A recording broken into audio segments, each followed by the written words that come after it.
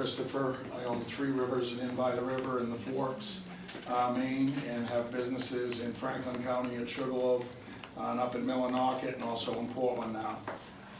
The businesses that are based out of the Forks employ 164 people this year, 24 of which are year-round employees with significant benefits, insurance, health savings accounts, retirement, and things like that. They're real jobs. The others are part-time jobs that support college students and so on throughout the summertime. The project, I support the project wholeheartedly. I've been studying the project for 2 years. I was also an assigned signatory to the negotiated settlement at Harris Station, which is one of the only settlements of its kind in the country. And that provided me with the opportunity to study the New England power grid for 5 years in that process. That resulted in a large understanding of how ISO works and so on. This project, you know, this is for Massachusetts argument simply isn't true. The ISO New England, we purchase power together as a region through ISO New England. Bid goes out at 5 o'clock every day. I'm sure you've heard these arguments. We purchase as a group together. Harris Station, in being a part of that process and being a part of the rafting industry, which is the basis of the income for Three Rivers, have had an intricate partnership with Central Maine Power for the 40 years that Mr. Russell mentions, but for the 22 years that I've been in that industry, have worked with Central Maine Power continually on trails, on release schedules that support that industry and otherwise. And it's always been a well thought out, productive negotiation and discussion about the region, about what it needs, about what that town needs, inside of what the company does and needs to and tries to do. They are a power company and a power producer, that's what they do for a living. But it's always been, and including in this situation, been a productive, ongoing conversation to see what's right for that community, and that puts me in their favor in this situation as well. As Mr. Carrier mentions, the tax base is supported. Myself, and I am a board member of the Western Mountains and Rivers Corporation that has been discussing mitigation for this project and trying to work through this continually. And the members of that support and are a large percentage of the tax base in the area right there in the Forks, supplying almost 80% of the jobs in the Forks itself and the surrounding area. And we suffer a large burden of that tax burden there with the property that we've developed. Myself, I don't have a high school diploma, I'm not a college educated person, but I've invested over $2.5 million in the Forks area. It's my adult life work, 22 years worth. And we support that tax base in a large way, and this project is going to help support that tax base and help move that community forward, both in the jobs that it creates for construction and the ongoing jobs, both in the taxes that are generated, support our local community's tax base, in which then we have less of a burden to support and can provide more investment to the area. The power, and I met with the department, head of the Department of Energy, and she described to me the cost of industrial electricity in our area based around what we pay as opposed to other states. And our industrial cost of electricity is really significantly, almost triple to some states. And then when we have the shoe industry and the textiles and the paper industry that have all gone out of business, a lot of this is due to the industrial power rate in our area.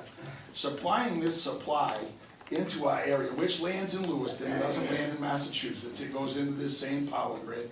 And the more supply that we put into this area would support that industrial rate coming down.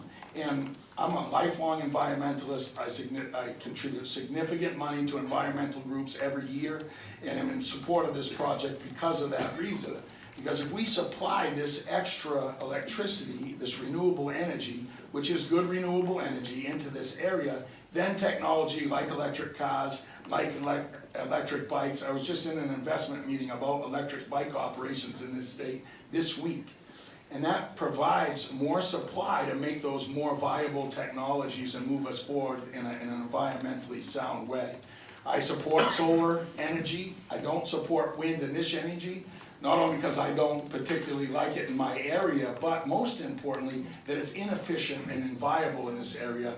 And this is going to help box that out with a large supply of renewable energy. And I've studied it long enough to truly believe that's the case. Hydro from Quebec, they do have the capacity. I have been in meetings and listened, looked at the curve. The expense curve on the hydroelectricity is steady the entire way over the life of the hydro assets, whereas gas and other commodities go up and down regularly and negatively influence our electricity market. Whereas the hydro stays steady for the life of those assets and will help stabilize, not only keep the price down, but stabilize that price so people can plan better, which is a very important part of this. The tourism industry that I operate in Three Rivers, both in the Forks and Millinocket, are very accustomed to these power lines. We put in the Harris Station Dam. There's power lines from McKay Station all along the Penobscot River where we run, and our guests never complain about that. It's just not a part of what we deal with. And 60% of our guest base is from Massachusetts, and 80% of our business is from Massachusetts and New Hampshire.